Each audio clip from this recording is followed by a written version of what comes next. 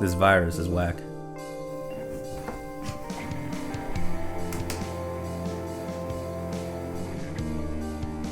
This virus is whack. I know.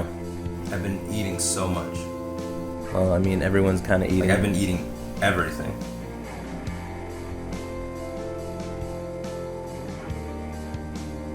Oh yeah, can you flip a quarter for me? Yeah, sure.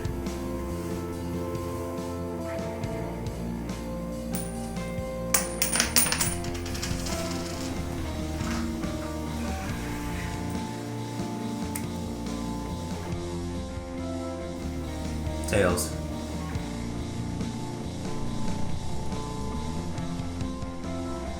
Okay. I'm gonna start my video now.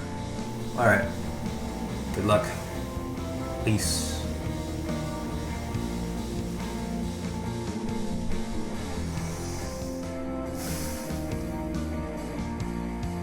What's up everyone? So today I'm going to be doing another monster comparison, but before I get started I wanted to say that when I first started making these videos, I never meant for there to be a clear winner between the old and new version of the monsters, which is why I make that joke in the Tyrex video that the points don't matter, and in the end there's going to be reasons why you like and dislike either versions of the monster, and I feel like I kind of went against that in the Rajang video. I talked about the pros and cons of each, but I was definitely biased towards the old version of Rajang and made him out to be the winner in that comparison. So from now on I'm going to try and stick to my true objective. There's going to be pros and cons to either versions of the monsters, and in the end the points don't matter and there isn't a clear winner in these comparisons. But I'm going to start that in the next video because the Iceborne metal Raths are so much better. It's not even close. It's not even close. So one of the most interesting things that Iceborne did is that it made a lot of returning bad fights much better. Not all returning fights are better, but a lot of the monsters that people tended to not really enjoy in the past are some of the best fights in Iceborne, which is pretty interesting. The old metal Raths weren't particularly horrible, except for maybe Hyper Silver Rathalos, but their Iceborne counterparts are much more enjoyable to hunt, and I'd like to talk about why. Instead of talking about first the old metal Raths and then the new, how I usually do it in the previous videos, instead I'm going to talk about both versions in conjunction and kind of hop in between the two.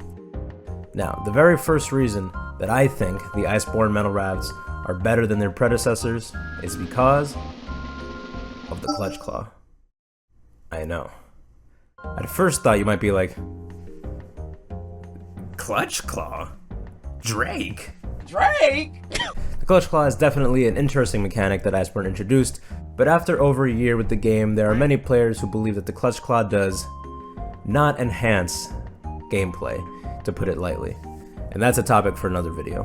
But there are a couple fights where this claw is pretty clutch, and the metal Raths is definitely one of them. The surface level reason is this couple likes to fly.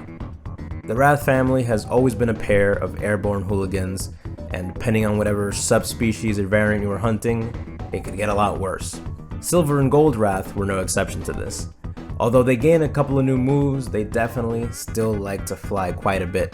And if your weapon didn't have a lot of options to deal with this or get them out of the air, sometimes you were relegated to using a lot of flash bombs or really taking advantage of their time on the ground and using a lot of traps and anything at your disposal.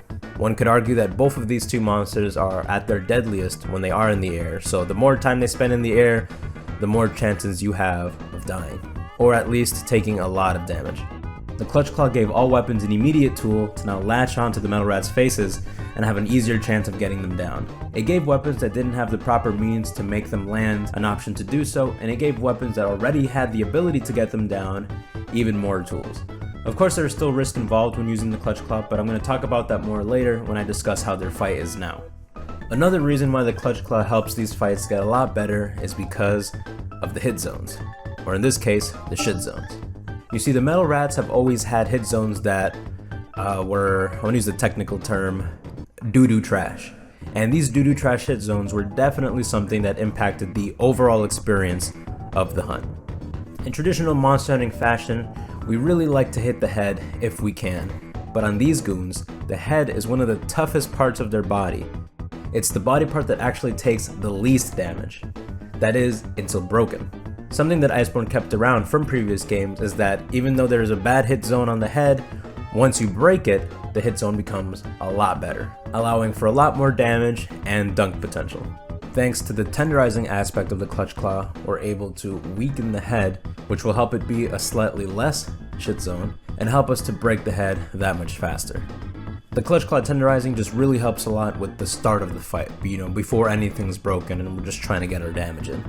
With the old metal Raths, we were still able to bring them down, especially in GU where we had more options at our disposal, like the Hunter Arts, but it definitely helps to have an option that is readily available at all times, and not be completely at the mercy of their AI. And as we said before, the less time they spend on the ground, the harder it is to break the head, which will result in less damage, longer hunt, you get the picture.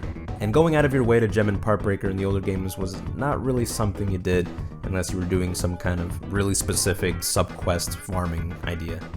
I'm not gonna lie, due to the head hit zones, I often found myself using bowgun, so that way I didn't have to deal with the head at all, and I got to aim for those toes instead.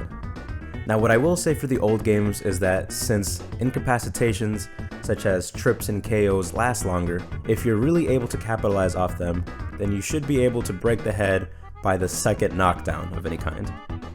And while longer trips and longer KOs is definitely a plus when it comes to the metal Raths, thanks to how the fights play out in Iceborne, having shorter incapacitations for the new metal Raths isn't that big of a deal.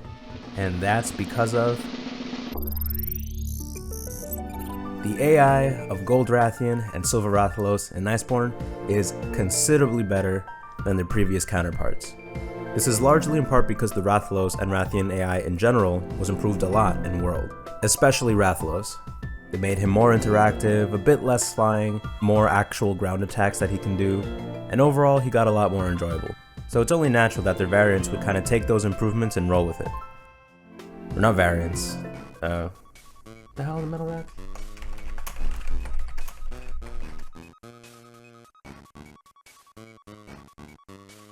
Subspecies.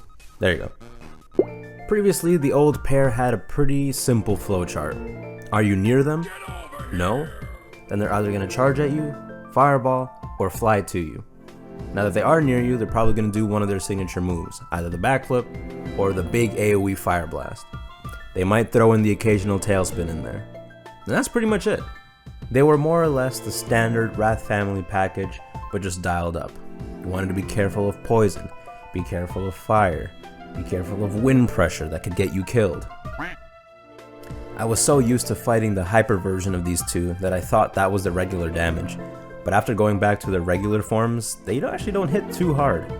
They can occasionally bop you and Silverlos can get you with that quick turnaround fireball, but for the most part they weren't even too hard, they just weren't very fun. You more or less posted them just if you had to, which sometimes was the case because they tended to have pretty good stuff.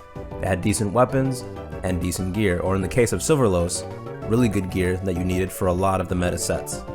And sometimes some unlockable stuff was hidden behind them as well, most notably the Fire Emblem gear hidden behind the Hyper Silver Rathalos, which had just an insane amount of health for no reason, and the double Hyper Metal Rats if you wanted to unlock Chaos Oil 3. And since you wanted to make the R-Series gear, you can see why you find yourself fighting the Hyper version of these two quite a bit. And as I mentioned before, I find myself very often gunning them so that I don't really have to deal with a lot of their antics. And when it gets to the point where you're just dealing with a fight instead of actually doing it, then that's never a good sign. Ultimately, they're pretty doo-doo. Now you can't just spray Febreze on doo-doo and suddenly make it better. But if you spray enough Febreze, all of this just works. There's a bunch of different factors that went into making this fight a lot more enjoyable. Some of them are a bit more general that both the monsters have in common, and then they have some specific changes that each got. So let's talk about the general ones first.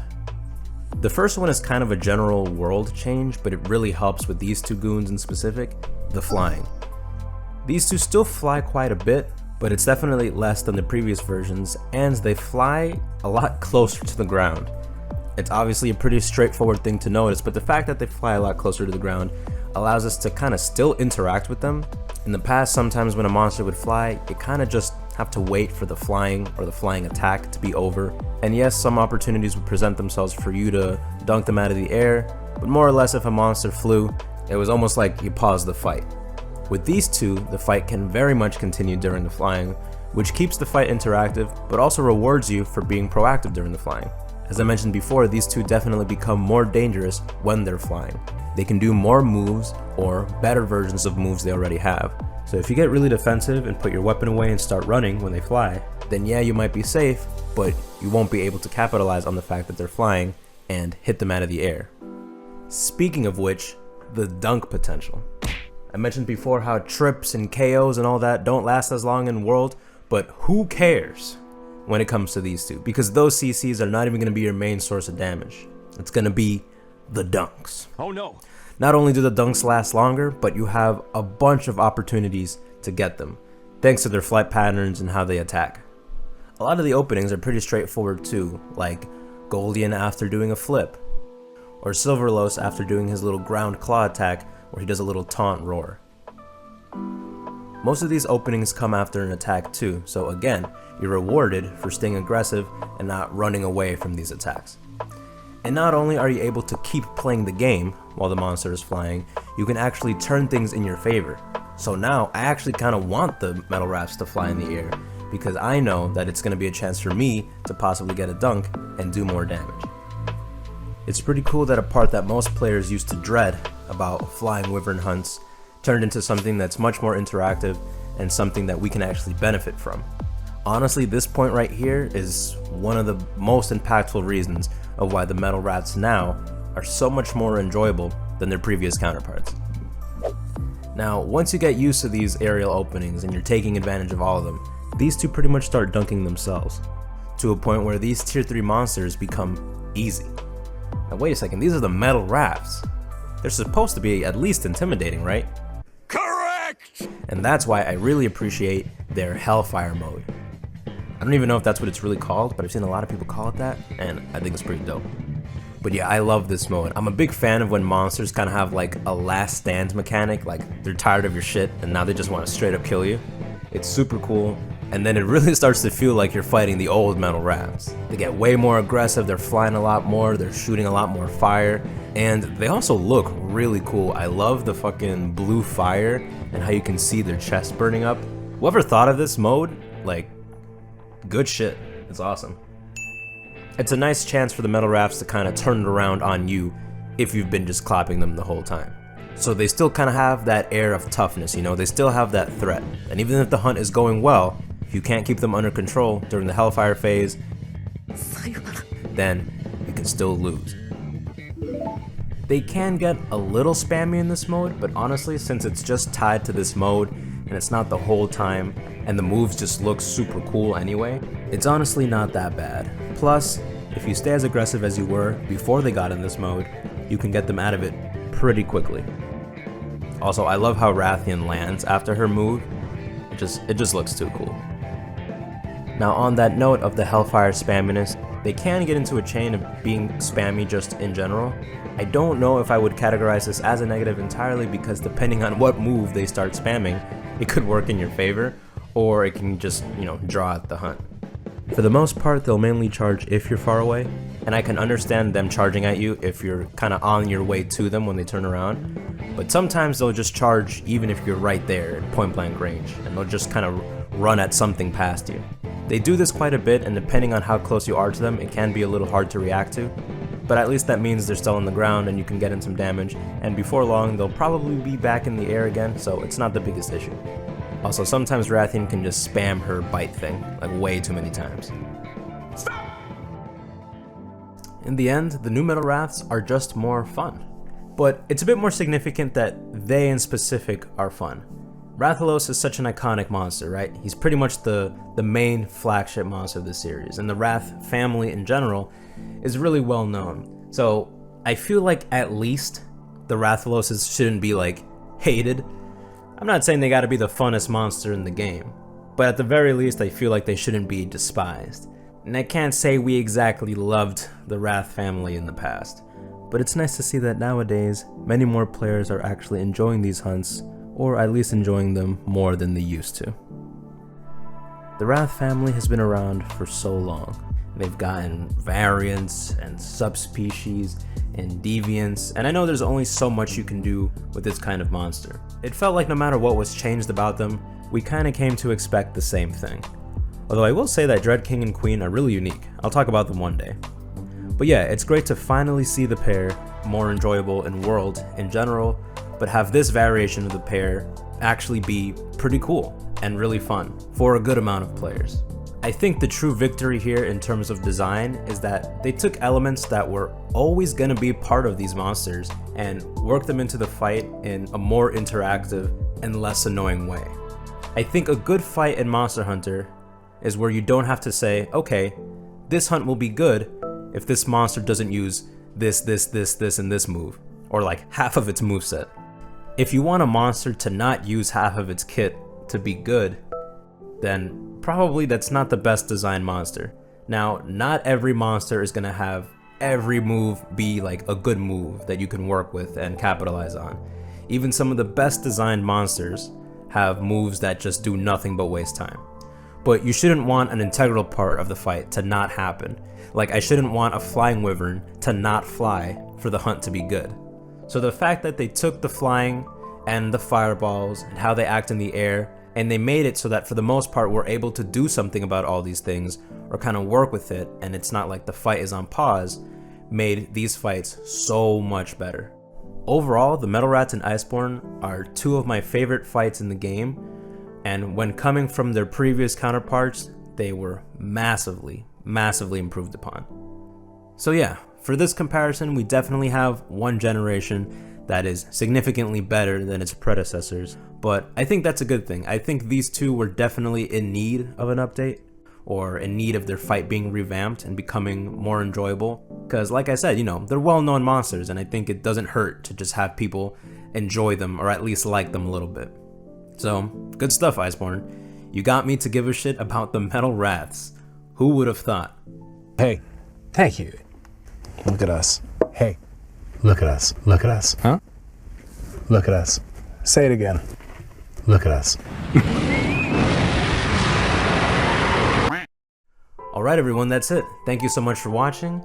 I have a couple of other monsters that I plan on comparing, but if there's something that you want to see in specific, then just let me know in the comments and I can shift my list around.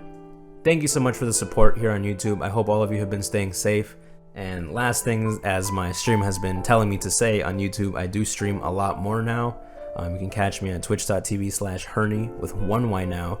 And yeah, I've been streaming a lot more, so if you want to come see me get footage for these videos, or come see my Veteran Hunter 3000 hours minimum gameplay in action, because I never fail and I never die, come hang out. They're pretty chill. Alright, thank you very much guys, stay safe, and I will catch you in the next one. Later.